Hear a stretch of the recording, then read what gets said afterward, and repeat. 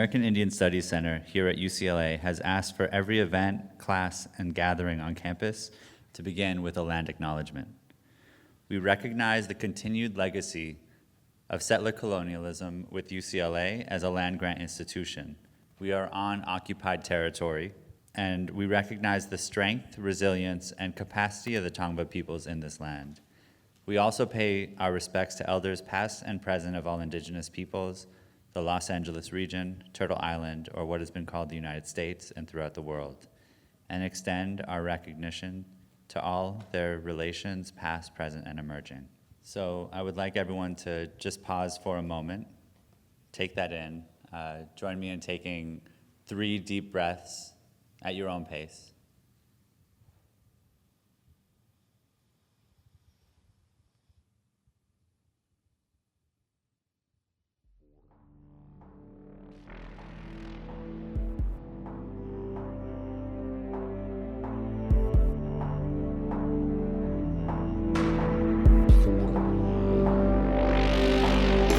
Did you wake up in the world of broken hope? Are you there already begging for the rope? Are you trying to sit back and toe the line? Do you think that you can barely find the time? Some of us prepare. Welcome to Bold Conversations About Race. It's a podcast that is a collaboration with Showing Up for Racial Justice National, Small Beans Comedy, and produced by White People for Black Lives, and hosted by yours truly, Dahlia Ferlito, co-founder of White People for Black Lives, and Ivette Ale with Dignity Empower Now and the Justice LA Coalition.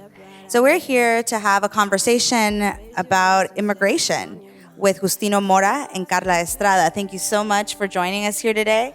Why don't we start off with hearing a little bit about you, the work that you've done. I know you've been part of Undocumedia. Can you talk a little bit about your background in immigration reform? Well, in terms of Undocumedia, Undocumedia no longer exists, so I am no longer part of Undocumedia. I was back in 2015 until 2018, I believe. But besides Undocumedia, I've been in immigrant rights activist since 2009 up until the present, so it's been a whole 10 years since that started. Like back in those days, I actually was for the Federal Dream Act, and it started with the fee hikes and wanting to have scholarships and, you know, all the good stuff that a student thinks when they're in that environment. But as I grew older and saw the injustices of that my community went through and it still goes through, and myself, and inspired by the younger generation in those days even, I just decided to go head on heels and, and tackle what it's the very complex immigration system beyond, scholarships for undocumented students, beyond the school setting, but also in terms of justice. And that means in specifically that I work for, it's law. So when I was a student back in those days, I used to do a lot of work within school setting and the Federal Dream Act, the California Dream Act that gave us institutionalized, funding for our school and also some state. In addition, that became DACA back in 2011, 2012, and then after that with DAPA, and which failed the executive order, and then after that it's just comprehensive immigration reform. And nowadays, most of my work it's asylum and refugee law and immigration proceedings. you mentioned DAPA. Can you explain that acronym for an audience who might not know what that is? Yeah, well, it is Deferred Action for the parents of U.S. citizen children that are here in the country. So that would be for the parents, but it never ever went through. It was just introduced as an executive order, but back in 2014, 15, I believe, and but it never went through. So that's up the picture. Thank you both for having us here. In my case, I got involved in 2008. That's when I got involved in the movement, and I was at Mount SAC at the time. That's where I got to meet Karla, and it was through ideas at Mount SAC where I became involved in the movement. Actually, some UCLA students at the time, one of them had helped co-found the Ideas chapter at Mount SAC.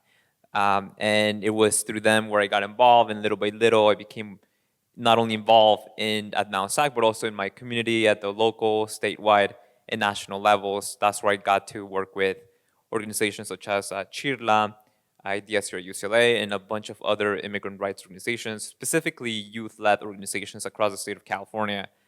And that led me to be in Washington, D.C. in 2010 when the Federal DREAM Act was introduced as a standalone bill. That's when I learned that my loyalty is with the people. I got to see how the Democratic Party failed the movement despite having control of the House of Representatives, of the Senate, the White House, and yet they failed to pass the Federal DREAM Act. That's when I realized that my loyalty should not be in a political party, but rather in the people, which is, where the power comes from, where the change comes from. After that, I became more involved in national politics. Transferred to UCLA in 2011. I actually had to take a couple of quarters out of UCLA because I couldn't afford it. The California Dream had not gone into full implementation. So I had to save up money, come to UCLA, take a few quarters off, then come back. And I was involved here at Ideas, but I was mostly involved outside of campus, specifically with CHIRLA and other organizations, just doing a lot of efforts on my own. And my focus has been on how to utilize social media platforms such as Facebook, Twitter, Instagram, and just my own technological tools to inform, educate, and inform people.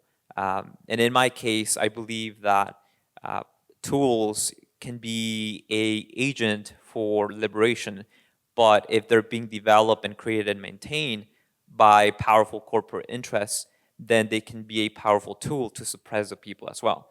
So my focus has also been in creating technological tools that can be placed in the hands of the people, so that way, they're not bought or they're not used in evil ways.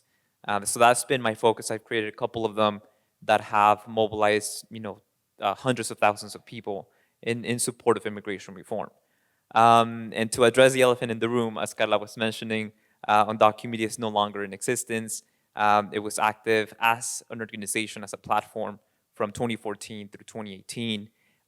Since then, I've done other stuff. I did a fellowship at the USC Annenberg Innovation Lab, where I just got to explore my interest in robotics, machine learning, artificial intelligence, and then just exploring the tech side a little bit more. And most recently, I got a software engineering role, which I won't talk about because it's kind of secret at the moment. Ooh. Can't wait. Another podcast episode. Yeah. Well, both of you have mentioned DACA, or the Deferred Action for Childhood Arrivals. Can you explain what that is, and what are the pros and cons of this most recent piece of immigration legislation? Well, DACA, just in its simple terms, it's a work permit. DACA, it's a temporary, it's not a status, it's more of a stay.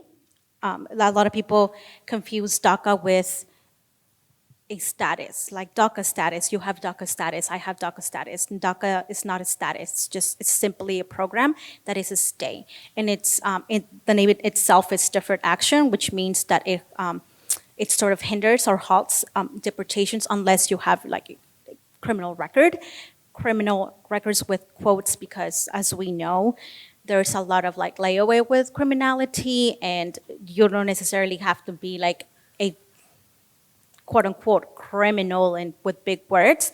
You can get deported by a broken taillight, for example, and that will constitute criminality. So a deferred action, specifically DACA, it's that it halts deportation unless you have criminal record, that grants you a work permit with a social security number, and that is renewable every 2 years. So that is what DACA literally constitutes as. Thank you for that breakdown. Did you have a comment? Something that we like to talk about is also the history of DACA, which is there's this also misconception nowadays that DACA, that one day President Barack Obama woke up and said, I'm feeling great, I'm feeling generous, I'm going to go ahead and give a 2-year work permit to undocumented youth, which was never the case.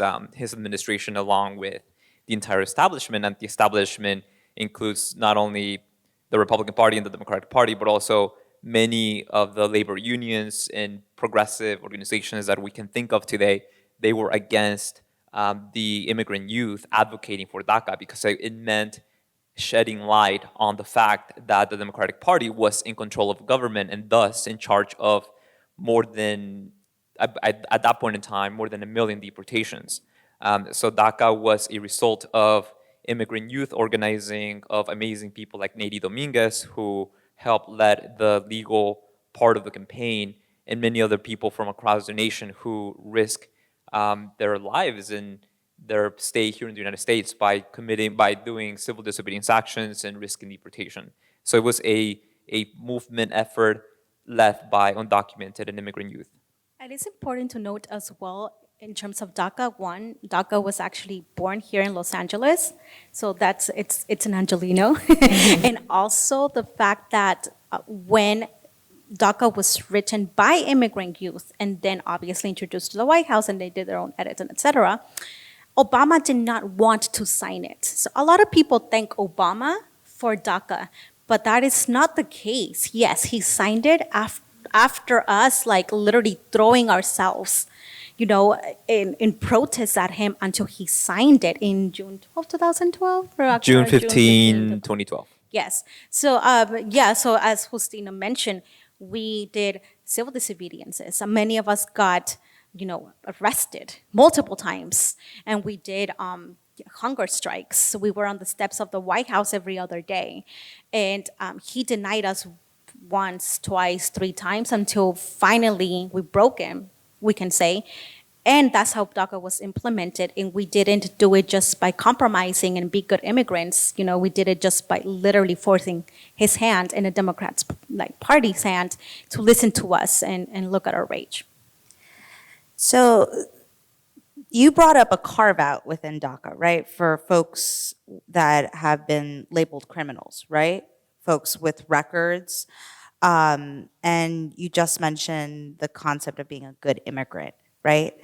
And so a lot of the critique around organizing for immigration rights, at least through an abolitionist lens, is the idea that there are some deserving immigrants and some undeserving immigrants. So if you have been caught with drugs or you've been arrested, maybe not for disobedience, but for a violent crime or a DUI, that you're somehow undeserving of having status or DACA.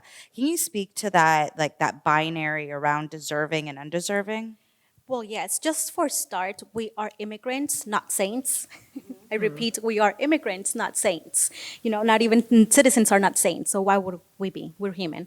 And in terms of the criminality and the binary, there are these things in law, specifically immigration, called CMIT offenses or crimes per se, that label you as a criminal, that you are a danger to society.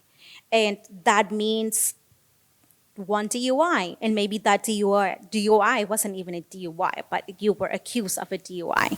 So that is a CMIT petty theft, and does not mean petty theft that you stole $555 in Target. That could mean a $12 pair of earbuds or whatever the case is. So in the terms of criminality and immigration law, they are so intertwined, and there is actually a portion of law called crime immigration. And that created that concept of being a criminal, and created this funnel and this divide between the good and bad immigrant narratives that we are now seeing. The good immigrant narrative would be that back in 2008, when we started the labor for the Federal Dream Act of 2010, the media labeled us as, we are perfect little kids, like college students, we are valedictorians, and we all went to an Ivy League, and we all want to be lawyers and doctors and nurses and et cetera, and we have no crime. And that's the image of the dreamer in the DACA recipient, the current DACA recipient. We see it every day.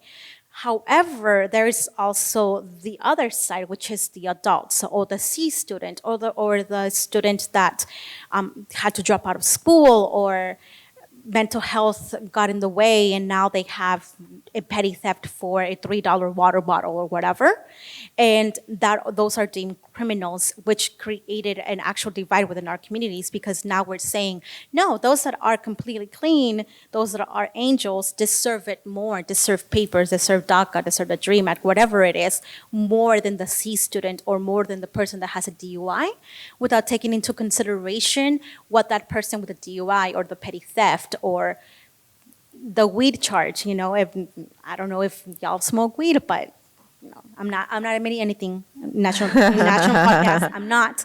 I'm just saying a lot of people smoke, and that is criminality in itself because it's still not legal in a national sense. So for a DACA recipient, for instance, even though it's legal in California, you're quote unquote a criminal. So it is just labels upon labels of this false dichotomy between good and bad, which directly affect your status and your stay. When it comes to this, what fuels a bad immigrant, good immigrant narrative, part of the roots is also this push that exists to assimilate into the country and become as white as possible. And this push, we can trace it back to many decades, centuries ago. And when we think about also how did it come to be this, we have DACA recipients, aka the good immigrants, and then those that brought the DACA recipients, it can also be traced back to the 1990s, and specifically also in 2001 when the original DREAM Act was introduced. And the fact that it was called DREAM Act, which I think it stands for, I can't recall the exact acronym, but it has the word alien in it. And it was actually politicians, elected officials who came up with that acronym. So we adopted a term that was dictated by elected officials in Washington, D.C. We took that term, we embraced it, taking that which did not come from the people. And that created this narrative which, if you're only perfect, if you're closest to that of assimilating into this country, which is knowing the language, going to Ivy League and having these high skill prestigious jobs, then you're closest to whiteness or closest to the elite system. And that contributed to this good immigrant and bad immigrant narrative, which many undocumented youth fell into the trap. We fell into the trap of pushing that narrative, of saying we are dreamers, of going to protests and rallies and having caps and gowns, of providing ourselves as props to many of these elected officials who would hold press conferences with us in the background for them to continue to push this narrative in social media and across just media in general. So there's also a component of accountability from the immigrant youth movement, where we have to take personal accountability for being complicit in pushing this narrative, and then how do we take it back? How do we reclaim that narrative, or how do we deconstruct it? And that's something that we began doing as early as 2011, when we realized, this is very problematic. And some of the immigrant youth organizations that began to think about these things and push against that narrative can be traced back to DREAM activists, to activists such as Ivette Ale, to, I'm thinking of, Lisbeth Mateo, who's an undocumented immigration attorney here in California. People who provided really critical feedback about the stuff that we were doing at a national level. So that's, when I think about the good immigrant, bad immigrant narrative, I also think about our role in trying to bring about change. We fell into the trap of these elected officials that placed right in front of us. What you're both saying, particularly what you just said, Justino, about taking accountability for being part of that system, being used in that system and buying into that resonated a lot with me, being an undocumented student, thinking if I just kept my head down, if I just got through my classes, if I could just be perfect. And it's harmful to your mental health, and also fracturing of communities, right? Because you start thinking that, oh, well, I did it this way, right? I was able to do this. Why can't everybody else do it, right? So I think it's important for us as part of that generation to really reflect on that. So thank you for raising that. I would love to hear from you all around what the effects of American foreign policy have been on the current immigration landscape. In terms of my story, the reason my family came here was due to the drug war. And I know that policies like NAFTA have also had really detrimental effects on migration patterns. And we are seeing now the migration coming from Central America. So can you talk a little bit more about foreign policy and the current landscape? In terms of why we have this, this crisis going on right now, let's focus it on right now on asylum and the current crisis that it's going on at the border. Not that the border has not been in crisis before, it's always been in crisis, but specifically right now, there has been an influx of asylum seekers from Honduras, specifically El Salvador, Bolivia, and a lot of South American countries. And people for El Salvador, and people just, I don't even know how to describe it, but there is this bubble of belief that it is because they have been convinced to come over to the United States because of, there's more wealth here or whatever.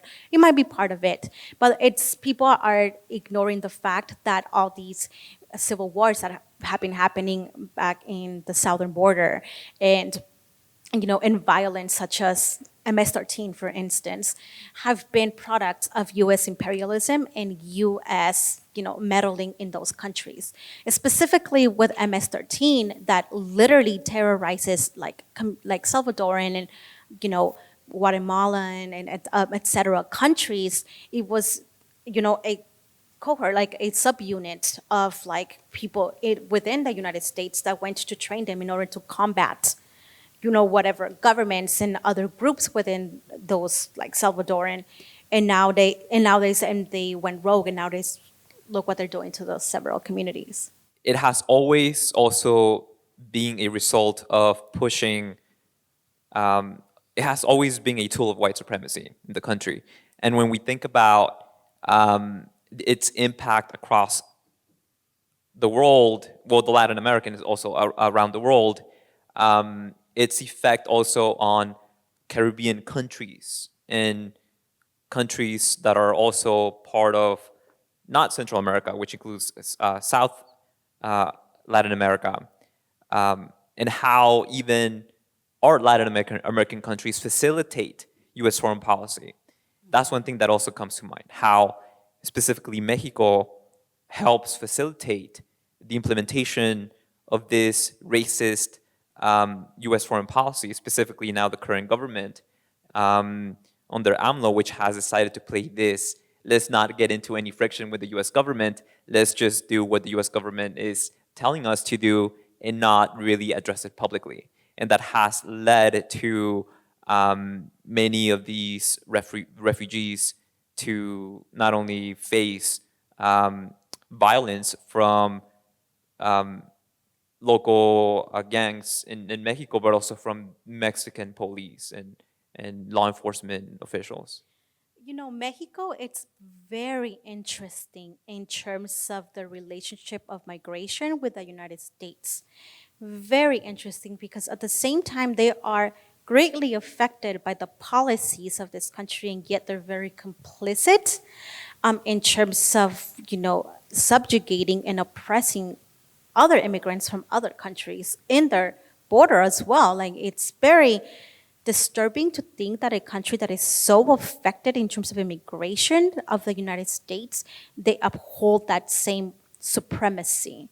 And for example, in the early 1900s, during the Bracero program, and it was, in those days, for example, there's this story from 1917 or 1912, I forgot the dates, and the Reseda program was, in full effect. It used to be a lot of workers, domestic, farm workers, etc., coming into the country. And although they had the right to come into the country, they were extremely, extremely taken advantage of. It's specifically the domestic workers. And this is how, a bunch of femmes, domestic workers in those days, went into a strike and went into protest at the border. And they shut down the border for 2 days. And in those 2 days, the complete southern border was immobilized. And they were protesting sexual abuse from the federal agents of that time, which, by the way, just like a fun fact, well, maybe not a fun fact, but it's a disturbing fact, those policies in the early 1900s and, the use of gas at the border in order to inspect immigrants to make sure that they didn't have lice and they didn't have parasites on themselves, were actually used later by the Nazis. They got very inspired by the practices at the southern border from the United States. So that is a direct consequence of the violence that the United States has done at the southern border for hundreds of years, literally. And yet Mexico, knowing and experiencing all these all these oppressions, they continue to collaborate and to crack under the pressure of United States mandate. It's just incredible and very disappointing. Something that Justino mentioned earlier around aspiring to whiteness and aspiring to assimilation, you can see that mirrored in Mexican complicity with the U.S. government. Because when we think about who's really being affected by U.S. imperialist policy in Mexico, it's largely indigenous populations from the South. So if you take a look at NAFTA, right? NAFTA allowed the U.S. to pour tons of U.S. genetically modified corn into Mexico, decimating local corn economies in places like Oaxaca and destroying local indigenous economies. And so there's this narrative in Mexico around being mestizo, we're all one race, right? In order to placate indigenous movements. And you've seen this since the Mexican Revolution, populist revolutions, this idea that, you're all one people in order to placate dissent. How is that manifested in current immigrant narratives here in the US when it comes to Latinidad as one homogenous group? And how is that affecting or silencing the indigenous migration that's coming in? That's an amazing question. I can think of several things. First of all, addressing the immigrant rights movement, right? Being reflective, self-reflective, and who is leading the conversations within the immigrant rights movement. And also, in addition to who's leading these organizations, who is controlling access to specific resources, specifically foundation money, and also access to rooms where policy is currently being made. Many of those are being controlled by Latinos. And part of it, many of them are also US citizens. And also, I can't think of any organization at the current moment who has an overwhelming majority of indigenous people as part of their leadership. I can't think of any major immigrant rights organization that has that. So that's one piece of reflection that I have when it comes to this. And as Justino mentioned, our immigrant rights movement has been, quote unquote, built by white Latinx, by light-skinned white Latinx, and that's including me and Justino. We are not the darkest, right? And unfortunately, because of our approximation to whiteness, we get bigger platforms sometimes versus our Black undocumented folk, our API folk, our indigenous folk, but we get the platforms because of our approximation to whiteness, because we are whatever our subconscious thinks that approximation to whiteness is. in terms of organizations that have gone against that current, against that narrative, will be Undocu Black, for example, right? And in terms of indigenous organizations that are mostly indigenous, honestly, I don't think there's none, quite frankly, you know? But I can think of maybe Carecen does have a good number of, you know, indigenous folk, but not quite, right? And white supremacy within the immigrant rights organization comes very, very obvious by going back to the good versus bad immigrant narrative. Because when we think of, for example, I'll give you a great example. You know, some of our community members, when they talk about immigration and the term dreamer and etc., they often want to compare it to the struggles of the Black community, right?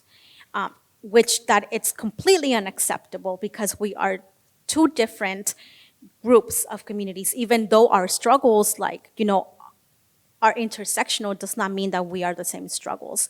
And for some reason, because of our approximation to whiteness and our colonization, because we've been so subjugated and socialized into the notion of whiteness and supremacy, we like to take away from indigenous and Black people and to make it into our own. And this is talking about mestizos specifically, light-skinned mestizos, and use it as a tool to prop ourselves up into our own little narratives and let the others behind.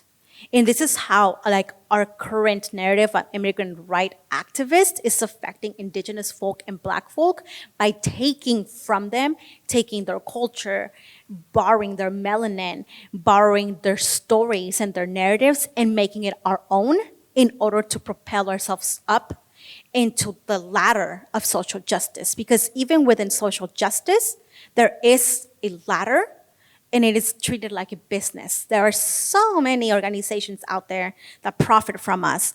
And sadly, we are using those same methods to propel ourselves up and leave the others behind. There's a lot going on there, and really thinking about a range of issues that are relative to folks within immigrant community space. And I'm wondering if we can switch a little bit over to thinking about some narratives that exist for folks who are not in immigrant community spaces. So I'm thinking there's a lot of anti-immigrant sentiment that's existing in the country right now, which is certainly like revved up with the Trump presidency, but has been underlying for decades, because of course we always, you know, need a scapegoat for society's ills. And so, of course, the natural extension of that methodology that has existed is blaming undocumented folks. And so a couple narratives that tend to pop up that, like, I don't want to assume that the people who are listening to our podcast right now wouldn't be feeling. So there's a range of folks who listen who are part of our audience base, and some of them might not necessarily be pro-immigrant rights. And so accepting that as a fact, I'm curious, like, so there are some narratives such as, like, you know, this elusive, this like nebulous line, right? Like, people who must come here legally, they must get in this quote unquote line, and they must go through the channels and acquire legal status and get their documents, and then those are the good immigrants, and, you know, and not really taking into account a lot of different circumstances. And one, obviously, that the line doesn't exist, but like, or it does, but if you can talk a little bit about that sort of process of what legalization looks like and the barriers that exist, and how that really isn't realistic for our country, and why, and like how we can kind of fight back a little bit against that narrative. One thing that I like to say when it comes to this question is reminding people about the origins of this nation, which was founded on slavery and also on the oppression and almost complete genocide of many indigenous communities and tribes in this country, and how for a very long time in order to immigrate to the United States, you technically didn't really have to provide any documentation, right? Just came in and you just blended in. So that's one thing that I'd like to remind people, the fact that why now we have this complicated system, which many people call broken, but I don't see it as a broken immigration system, quote unquote.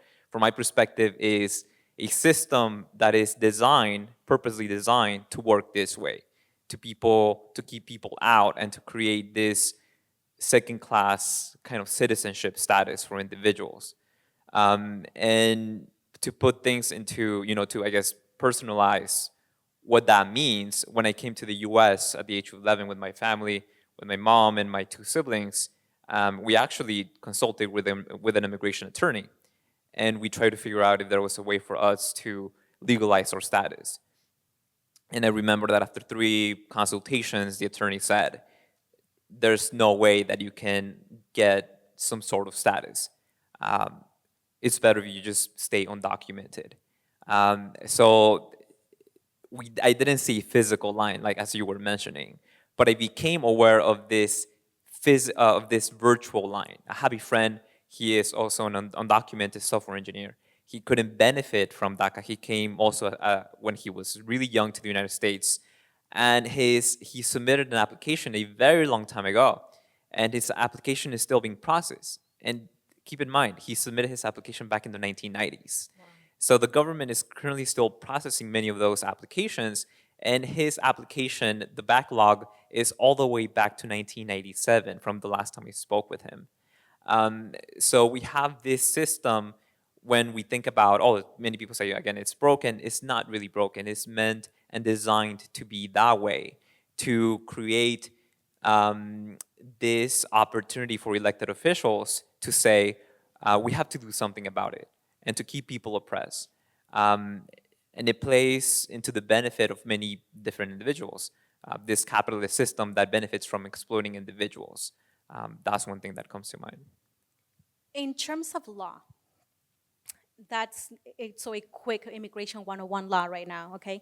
So when people say that, my ancestors or my grandparents or whatever came to this country legally, the process of immigration law back in those days, it's completely different than nowadays.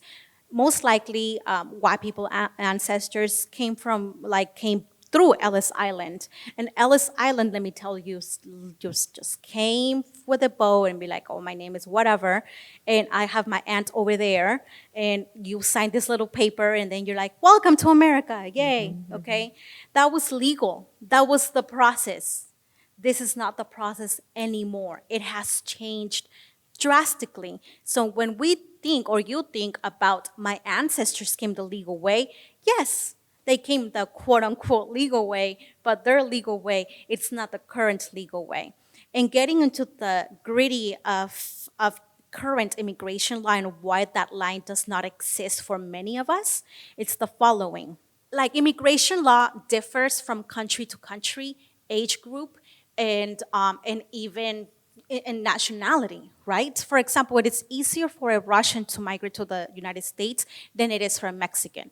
For a Cuban, for example, there is an asylum process, not for a Mexican, not so much for asylum process for Canadians, right? So in terms of immigration law, it is not absolute. It is not even plain. It varies from country to country, and skin color and age group. Now, let's just focus specifically on the Mexican grouping, because we are most here in this country.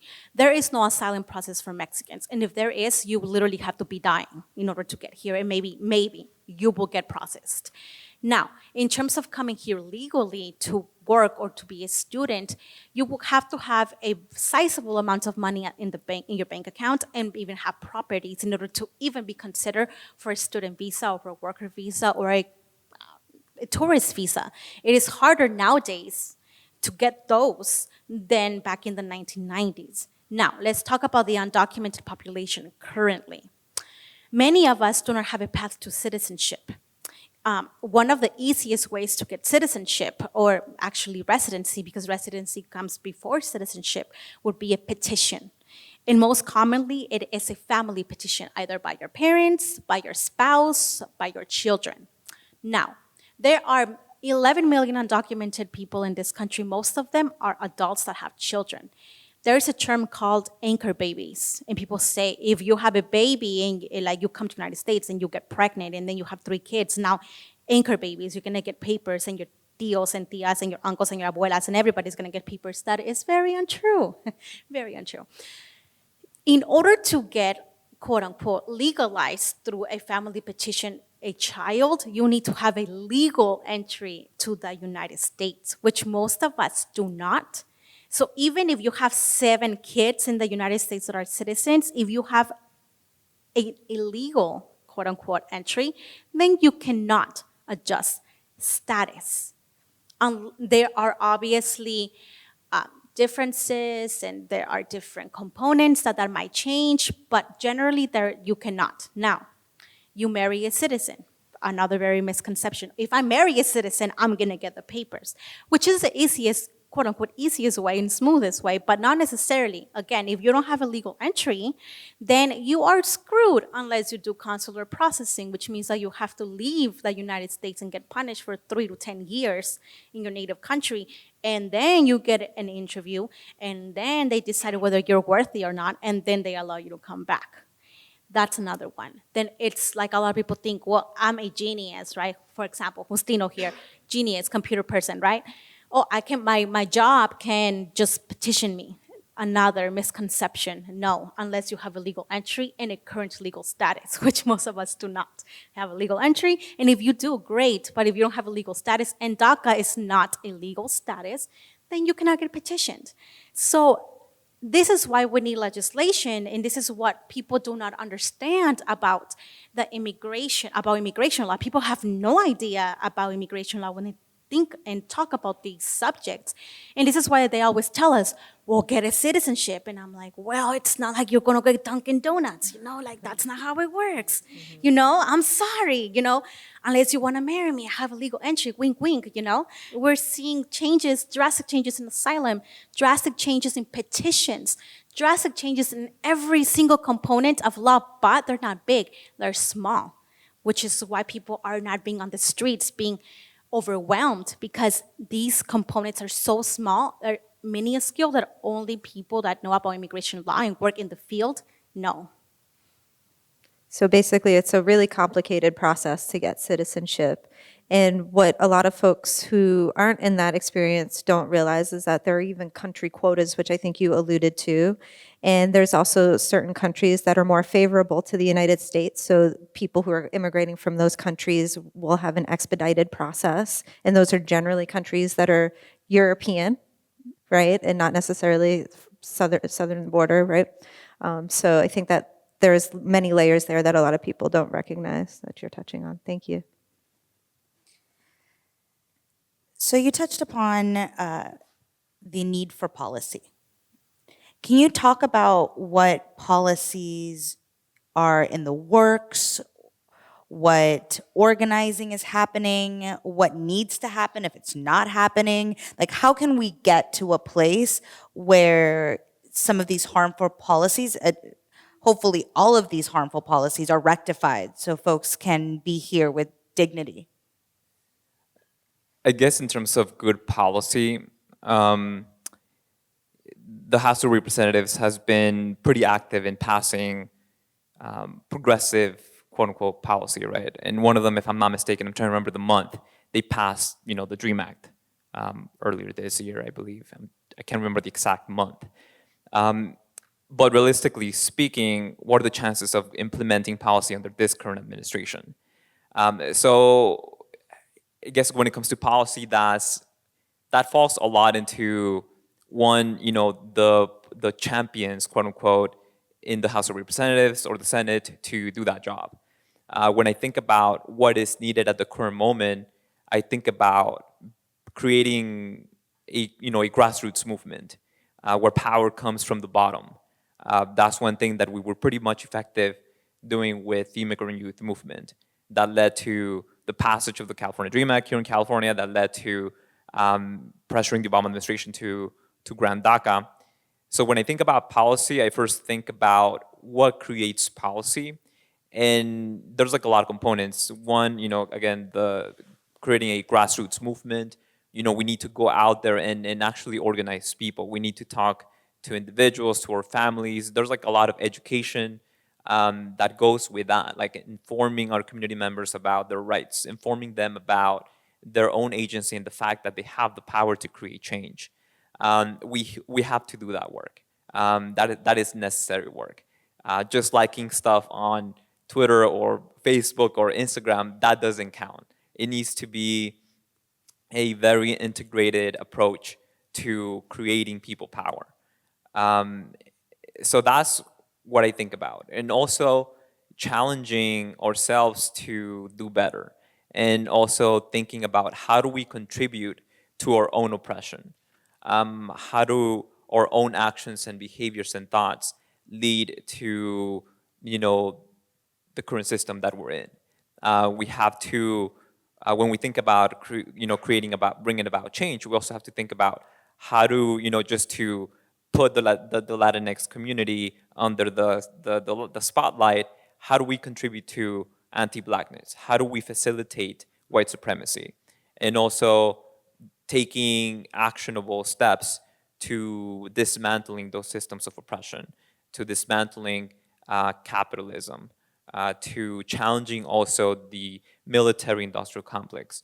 And it sounds too complicated, right? Like, oh, it's too much that we have to do.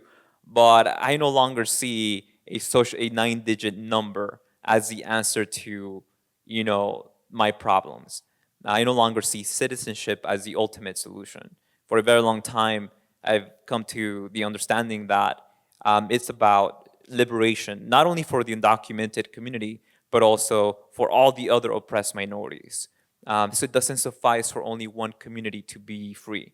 Like, we all have to be free. So this struggle is for the long term, and we have to be consistently and on a day-to-day basis engaging in these conversations, engaging in these actions, and knowing how to be an ally, and also knowing how to lead. But also, to be honest, none of them are good. None of them are good. So so too bad. None of them are good, to be frank, and none of them actually address the root of the problem. Therefore, for me, there is none. There is no legislation out there that actually addresses all these layers and layers and layers that we have pending in our community. So there's none. And also what's being worked on right now, again, there are plenty, but there's none at the same time because none of them address what we need. And like Justino said, I honestly, his version of liberation and mine are similar. However, I do put emphasis that you are more than a status. We are more than undocumented status, but papers help. There's a lot of us whose family are not in the country anymore due to these policies in this immigration system, and papers will greatly help in reuniting with our families, right?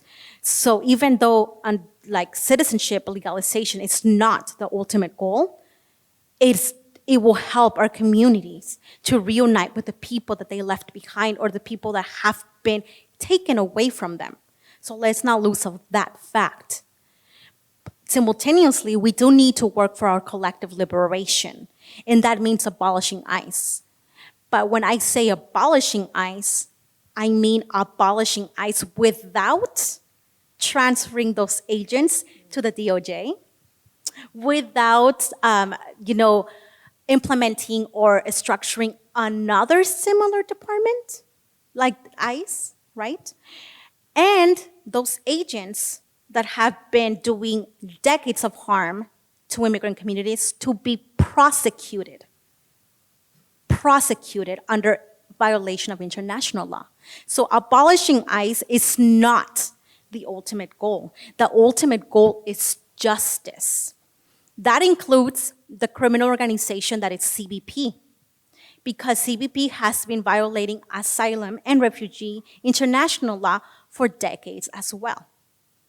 So I know a lot of people focus right now at the border recently and think that Trump is the only one who was separating kids from their parents. That's not true. Obama did it, Bush did it, Clinton did it. So that's a misconception. So if we are going to talk about abolishing ICE, we need to talk about abolishing CBP and abolishing DHS that are, I'm older than they are.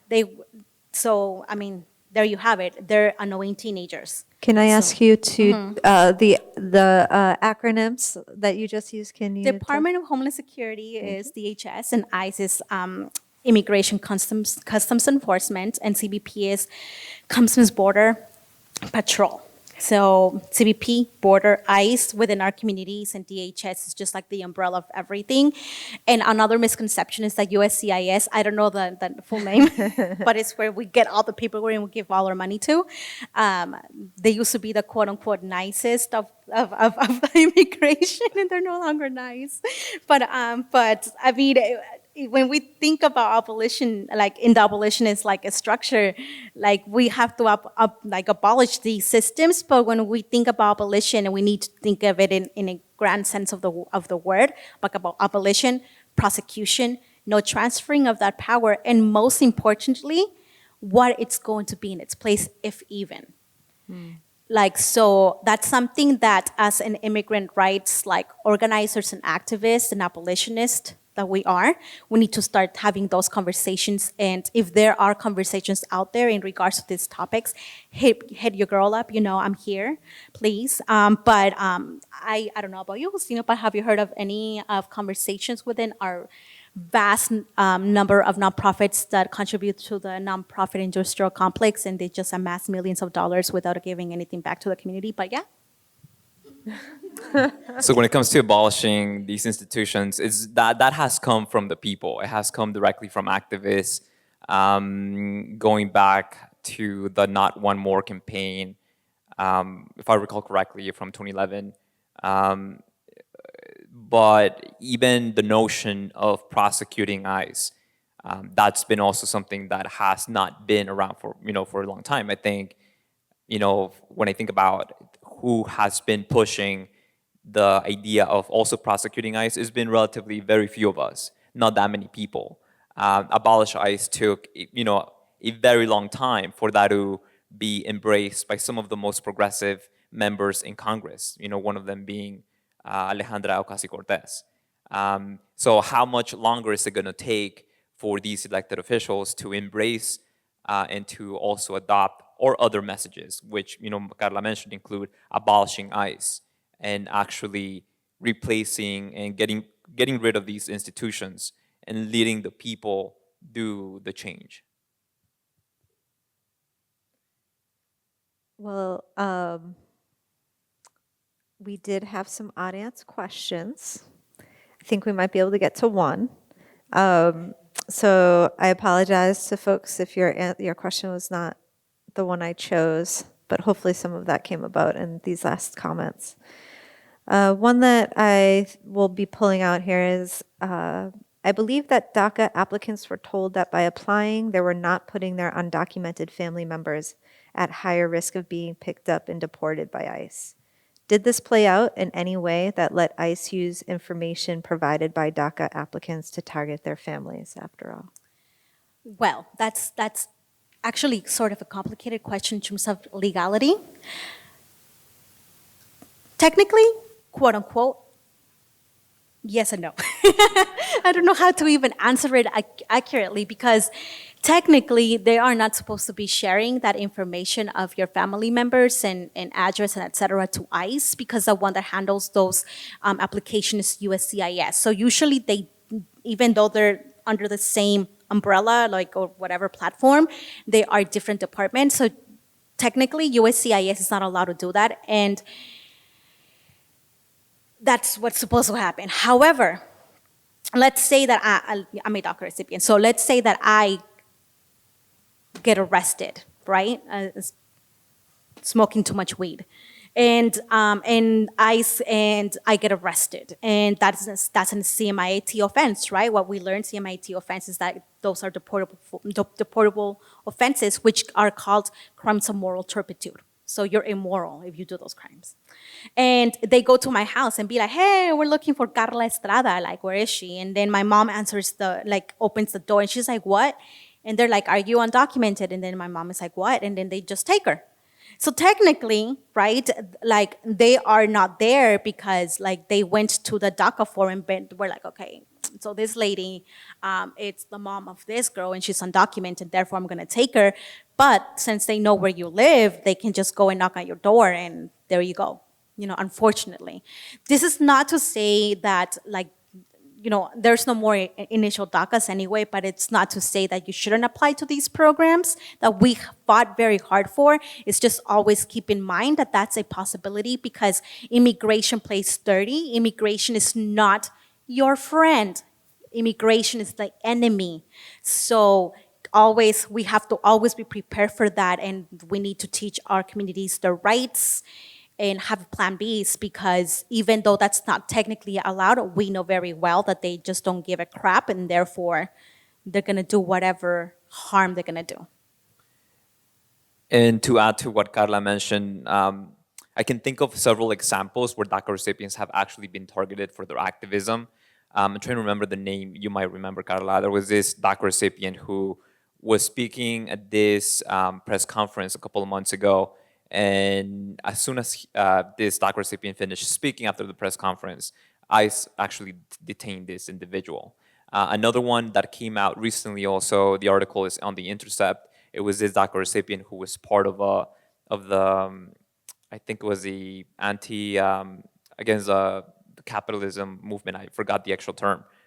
I think what you're talking about is Mapache from Arizona. Is that what you're talking about? That he was arrested for advocating abolishing ICE, and he got arrested, put into detention center. The FBI actually asked Mapache to give up the names of other abolish ICE activists. He refused, and they bribed him with immigration benefits.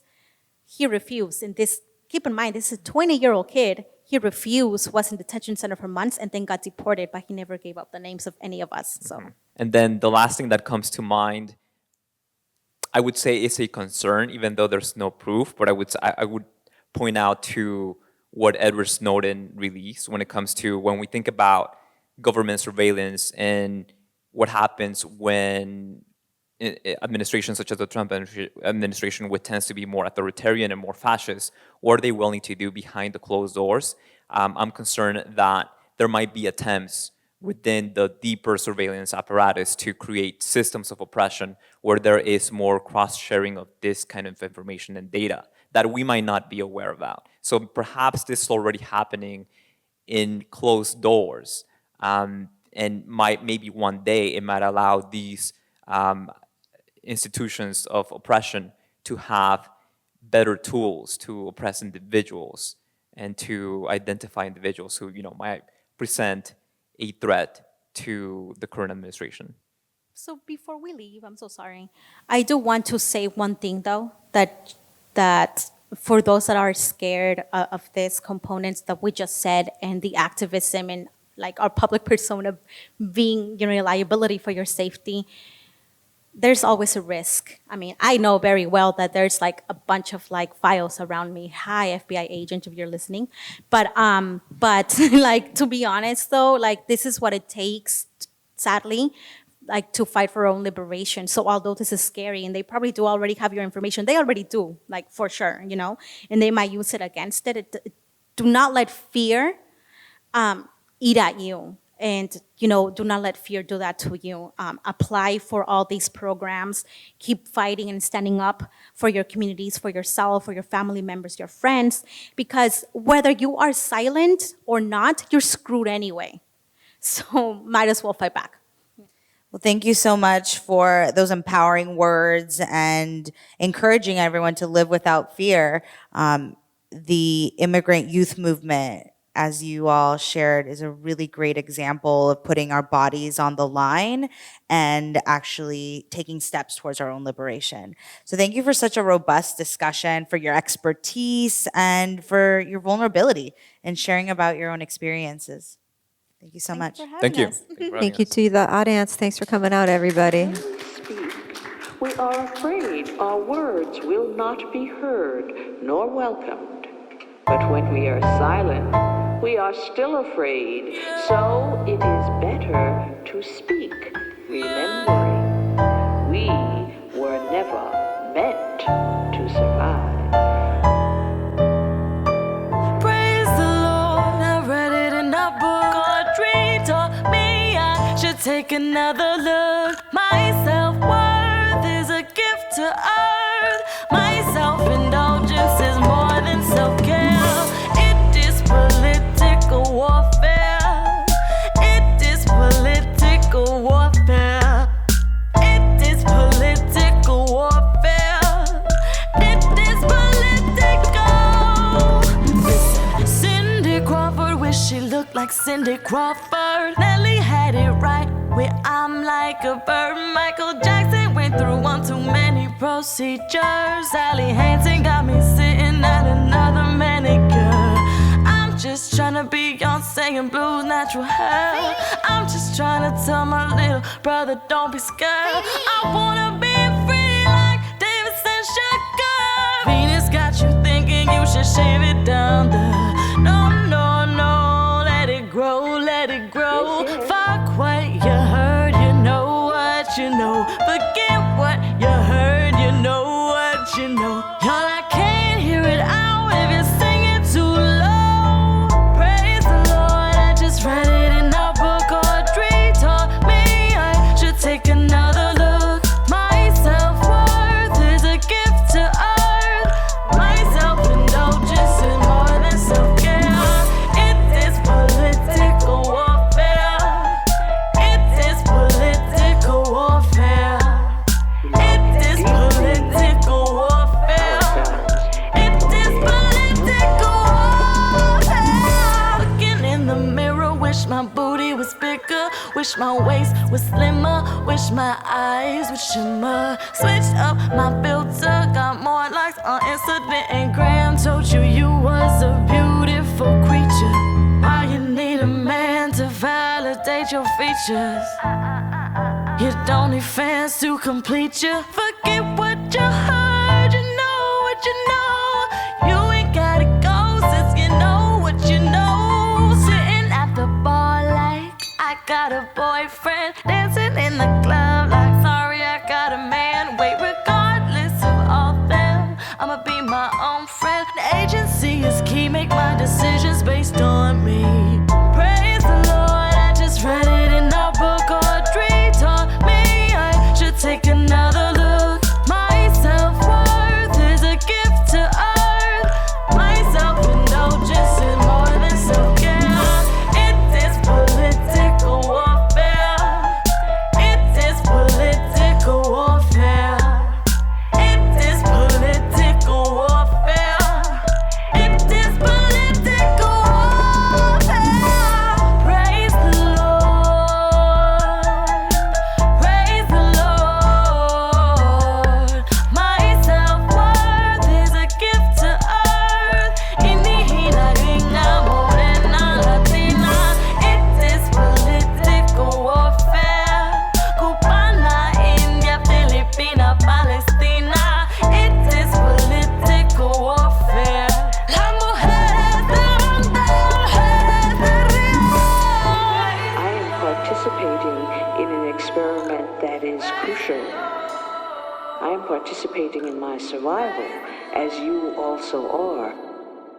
I get stronger by doing the things I need to be strong for.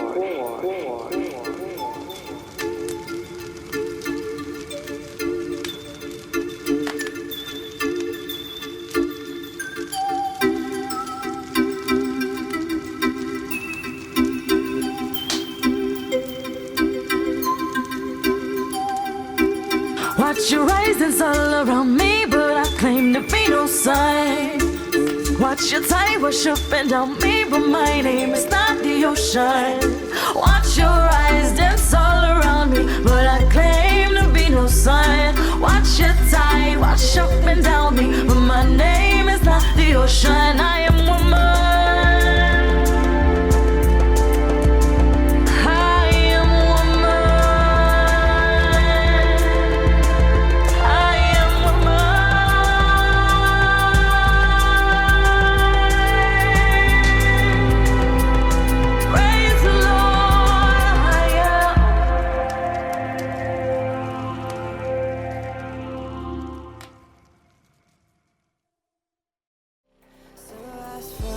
The show is hosted and produced by me, Dahlia Ferlito. And me, Ivette Ale. Produced by Kareem Alzine and Hannah Jers Allen of White People for Black Lives and Michael Swaim of Small Beans Comedy. Additional audio engineering by Adam Ganser.